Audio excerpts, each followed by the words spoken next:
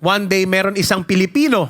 He went to Dubai as a tourist. Nagbabaka sakali makahanap ng trabaho doon. Ito ang problema. After 1 month, wala siyang makitang trabaho. Until meron siya isang kaibigan, sabi niya, try mo mag-apply doon sa Dubai Zoo. Mag-apply ka doon, pumunta siya doon. And he asked, is there any opening here? Sabi ng HR manager, oh, we have an opening here. But this is a weird job. Sabi niya, sige, kahit ano pong trabaho, tatanggapin ko. Ito ang trabaho ang gagawin mo. Meron kami ditong costume ng gorilla.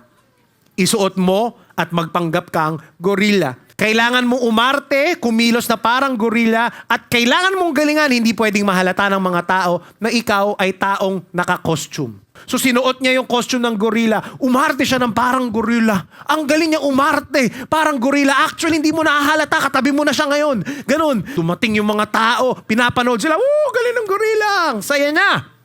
Until nagulat siya kasi yung zookeeper nagpapasok ng isang mabangis na tigre. Nanlilisik yung mata. So siya takot na takot, sabi niya, patay. Anong gagawin ko? Nag-freeze siya. Hindi niya alam gagawin niya. Lalabanan ba niya? Pero hindi, wala siyang laban dyan. So anong ginawa niya? Nagtakbo siya. Tumakbo siya sa malayo. Yung tigre naman, hinahabol siya. Grabe, ang bingis. Ang sobrang takot niya. Bumigay na siya. Napagsalita na siya. Sabi niya, wag! Wag po! Please, maawa po kayo sa akin! Nag-freeze siya. Habang biglang nagsalita yung tigre at sabi sa kanya, pre, Pinoy ka rin? Fear is good.